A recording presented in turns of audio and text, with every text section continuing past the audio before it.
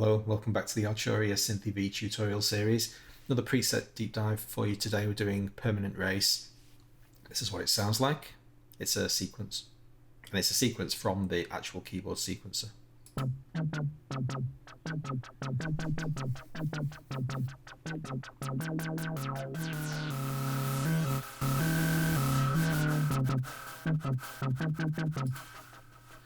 Fascinating set of filter options for us to look at today, and it's a really lovely integration of all the various components. They work beautifully in harmony together, which makes it a little bit difficult to unpick, but it's worth the effort. So let's, as normal, work backwards from the outputs because it's the easiest thing to see. So we can see that the envelope signal is sending to both outputs, and the outputs are fairly flat, so this is basically just a very subtle doubling stereo effect. You've got two of them going out. Where's it coming from? It's coming from the filter, as is very often the case. And then we've got a load of stuff feeding into the filter. So we've got oscillator 1 and 2, not oscillator 3, but we do have noise. So I'm going to take the noise away for the moment. Don't particularly need that. And I'm also going to take oscillator 2 away, just to give us a slightly simpler sound to work with. And so far, this is what we've got.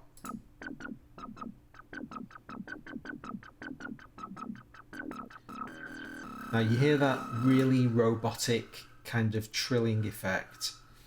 Let's deal with that first because I think that's one of the more interesting aspects of the sound. That's coming from oscillator 3 modulating oscillator 1's frequency. So oscillator 3 isn't a sound source in its own right. It's an FM effect being applied to oscillator 1, and you can see it's cycling at the best part of 38 Hertz, so it's operating really quickly, pretty much beyond our ability to identify. I'm going to get the sequence going again and then pull it right down, and eventually you'll be able to hear what it's doing.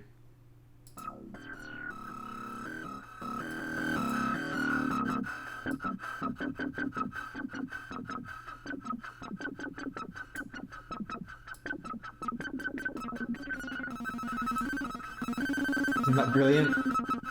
So let's just pause there for a moment, get it nice and quiet. This is a square wave. The level of the square wave is set quite high, and so it's the abrupt on-off nature that you're starting to hear more distinctly now that it's getting down into the identifiable kind of frequency range. That computer chatter is ons and offs very quick.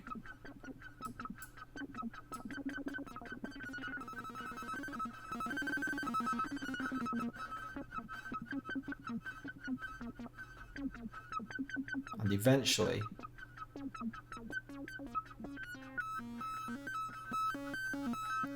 here we are as we approach 1 Hertz, where we're hearing the individual modulations of oscillator 1's frequency up and down.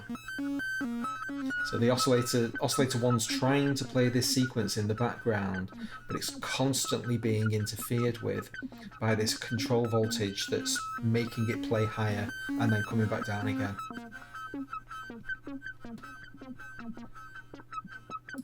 So fabulous example of square wave based frequency modulation operating in that beautiful sweet spot of you've not got into hundreds of hertz where it's completely unidentifiable. Your brain can still just about make out modulations, but you can't consciously identify them. So let's set this back to 37.9. And while we're focused on oscillator 3, I want to jump quickly to the functions page because function number 1 is applying oscillator 3 frequency modulation. So let's hear some of that. And it's tiny. You see this? Absolutely tiny.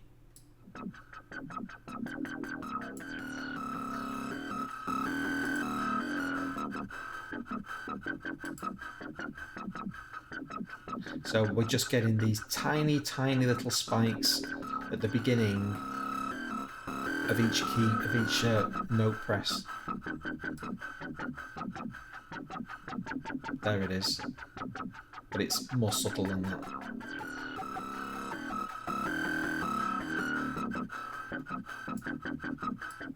Because we messed with quite a few options there, I'm just going to throw the sound away, come back to it, get back to our default. And once again, I'm going to throw noise and oscillator 2 away just to simplify the sound for now, and get it going again. Let's have a look at some of these filter modulations. First one, filter frequency, big spike. How dramatic is that? This is absolutely all of the sound. So now we bring our attention to the filter oscillator itself, which is the frequency is set to nothing, which means without some positive modulation, there's absolutely nothing to play with. So many of the upper frequencies are being attenuated that we're basically left with nothing.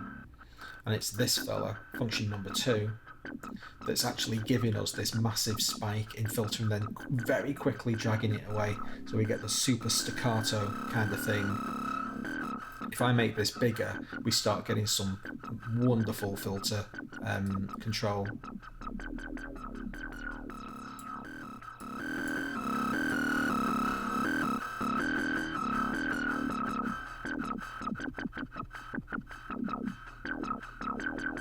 Listen to that.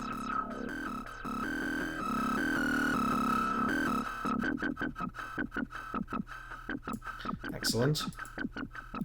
This is what was bringing in while I was talking just then. You get those spikes and then it tails away again. So this is another modulation on the same parameter. Don't forget, all of these modulations are always cumulative.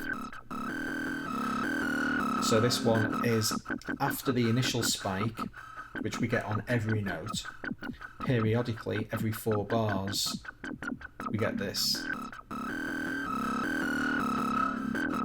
shape where we get the whoosh in and then the sweep back out again.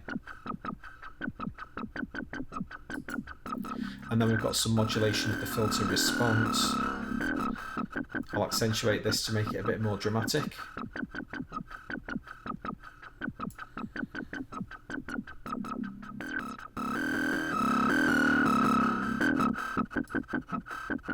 So that's been brought in simultaneously. This is also 4 bars, so these two functions are working in tandem.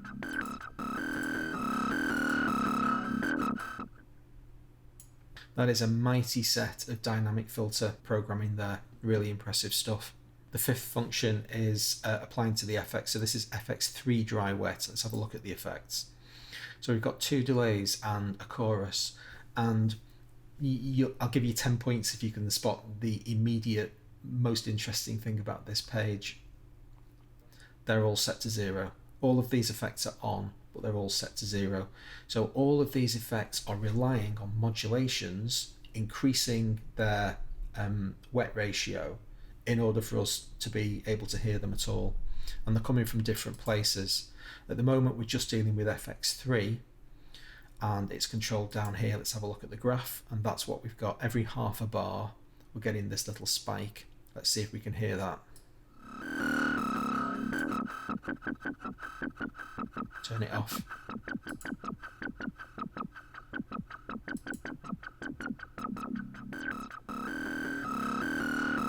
So this is a chorus, don't forget. I'll make it a bit bigger.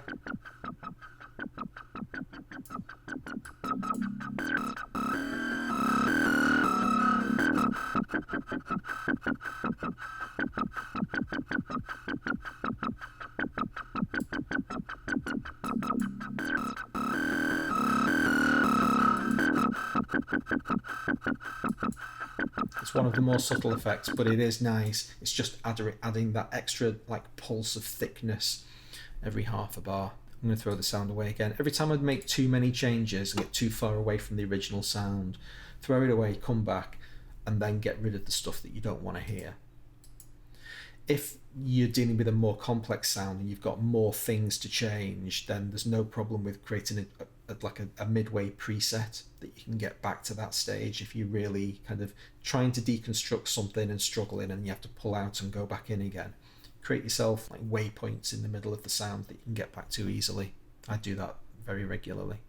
Turn the wrong pin off there. So that's all the functions dealt with. Let's have a look at the joystick. Well, we've got some craziness going on here. Let's see what we've got. Now, it is having an effect and it's in constant action. So we're looping here on the key trigger. So every note is effectively a virtual key trigger. But can you see that it's not actually getting that far through the shape? It could very well be that this was randomly generated and they've not actually thrown the extraneous stuff away. If I right click to get rid of some of these lines and reduce the complexity, we're not losing any modulation, because this is about the furthest the modulation ever gets. So unless you start like messing with the values, and that's absolutely fine, you know, you can do what you like, I prefer to look at it like that, because that's actually what's happening. And obviously we're plugged into the joystick here, so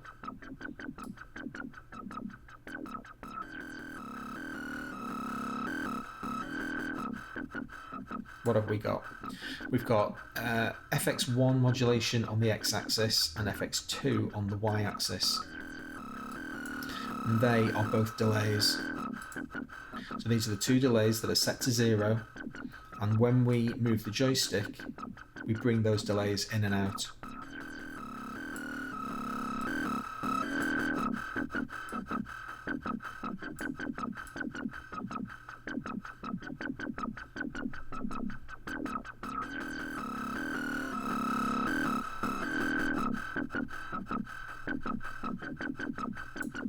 Superb.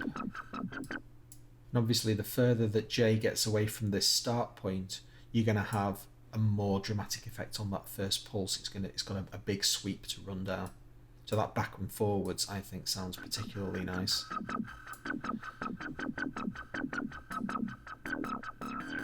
But, you know, it's all great. Over on the modulation page, extremely bare, we've got a modulation wheel fastened to Fx3 Dry Wet. So in addition to being modulated by the function page with this little spike, we do have mod wheel control over it as well. So I'll just set my mod wheel all the way down. And now I'll start increasing it.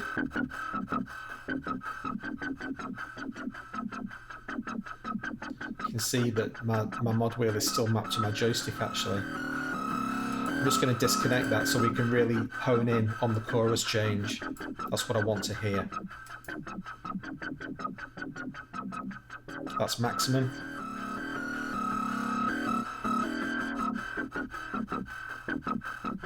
And that's minimum. Throw it away again, come back, and now I'm going to take the noise and oscillator 1 away so that we can just hear oscillator 2 on its own, see what that's doing.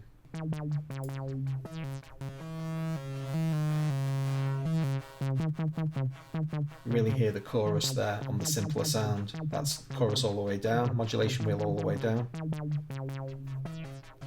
modulation wheel all the way up. Then we bring oscillator 1 back in.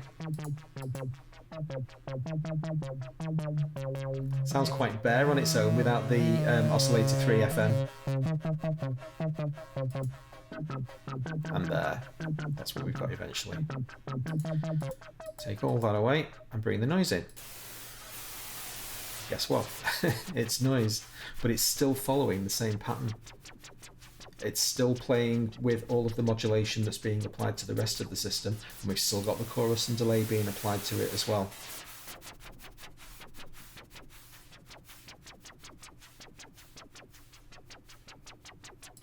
Just throw it away one last time, come back to the bass sound, get it going again, and a very brief mention of the fact that we're in sequence transpose mode here. So every new key that I play on the keyboard transposes the entire sequence.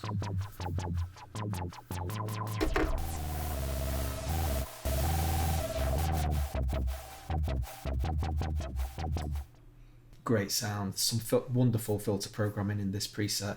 There's absolutely nothing wrong with standing on the shoulders of giants. If I can find little programming clusters like this, then I'm perfectly happy to squirrel that away as an idea and apply it to another sound somewhere else.